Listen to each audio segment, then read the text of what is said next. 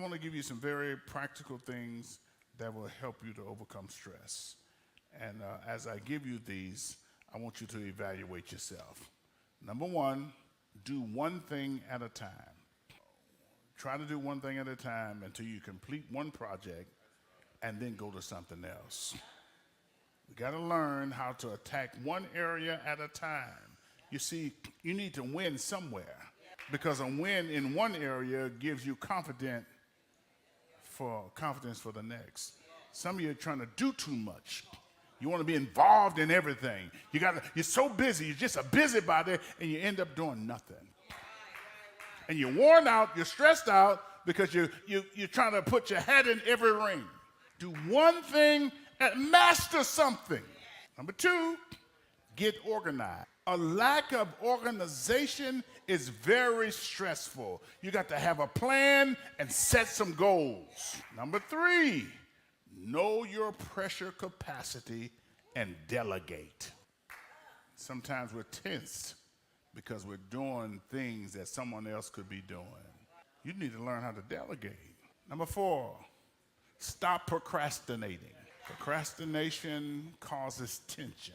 Every time you go into that junky closet, you got to move boxes and all kinds of stuff to get what you want.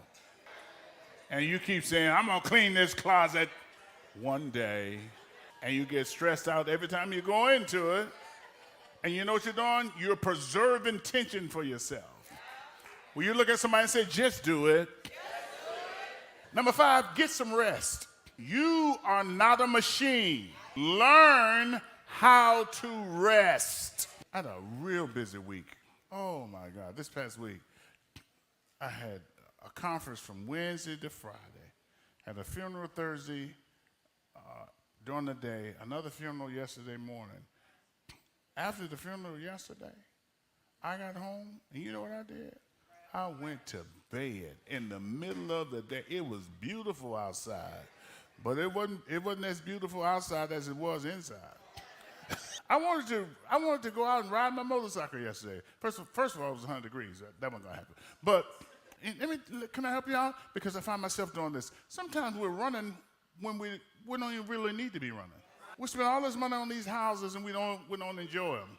We don't even spend any time in them. You gotta learn how to rest. Learn how to rest before your body makes you rest. Because your body will talk to you. Learn how to voluntarily lay it down. And don't wait until somebody tells you you have to lay it down. Number six, and I'm guilty of this is on me. You're gonna be stress-free, take a vacation. Not every week, but take a vacation. I can't afford to take a vacation. Look, go somewhere. Ride the Biloxi, do something. Just get out of your normal environment where it's relaxing. And just take a vacation. Even if it's a one-day vacation, just take a vacation. Just get away from the stresses of life. And finally, if you're going to live a stress-free life, you're going to have to learn to laugh. Thank God for the gift of humor, because some of you don't laugh until you come to church. But you got to learn how to laugh. You got to learn how to smile. Some of you are so uptight.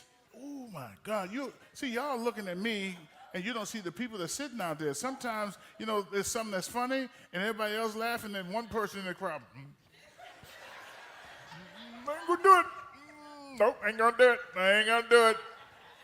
Lord, don't let him say it again because it's getting in my belly. I want to laugh so bad, but I was taught not to smile. I was taught not to. You've been taught to look mean.